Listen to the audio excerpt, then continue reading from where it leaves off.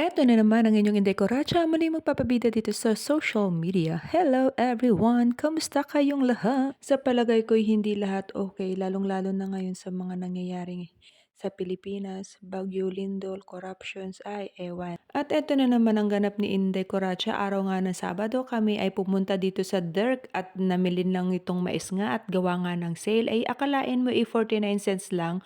O, ay di makatipid-tipid pa ng kaunti at talagang hindi ako nabili 'pag hindi sale, eh, 'pag sale 'yan ay talagang ano ako, panic buying. So, dahil nga ay wala na akong panahong magpi-picture at bihira na akong magpi-picture, ay 'pag nagkakaedad nga pala talaga, eh, ano na meron ding na-e-expire din yung ano, alam mo yung, basta alam niyo na yun, ang mga babae, eh, 'pag malapit na pala mag-40s, ayan talagang nakakaramdam na ng ka-etcheng-etcheng, basta kakaiba. Kakaiba nung mga nasa edad na 20, 30s gano'n, ibang-iba talaga. Parang feeling ko mag-menopause na at eto nga nakita ko nga itong pang-mash ng potato, kalaki naman nito. Sarap nitong dalhin sa Pilipinas at pang-ano, panglupak ng saging at panglupak ng ng balinghoy. Ayun nga, nakarating na kami dito sa ano, sa Germany. Dito kami sa Ahaus. Ayan, nag-ikot-ikot dito. Ay wala lang, parang ano lang, ayun, na-boring kami sa Netherlands kaya nag-Germany kami. Ba't bumili kami ng mga anik-anik, shampoo, conditioner at yung ano, eh kasi nga mura dito, bumili kami ng napkin. Eh, parang wala sa Netherlands. Pero mas magandang bumili dito sa Germany kasi nga mura. Ayan, ikot-ikot at, talagang ayan, na tawag dun, ayan, 'pag araw ng Linggo kasi dito sa Germany ay walang ano, sarado sarado lahat yung mga shopping mall nila, gano'n.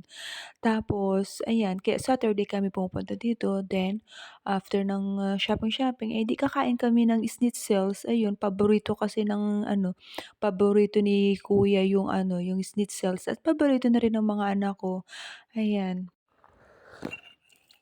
At natatawa nga ako dito sa mga anak ko, eh, kasaya-saya nilang maglakad, eh, abay nung mga kahulihan na ni bakit itong dalawang ito ay nagkatampuhan? Aba yung isa'y hinagis yung cellphone at kasi yung ate ay pakaramdam daw niya ay hindi daw siya tinutulungan ng kanyang kapatid.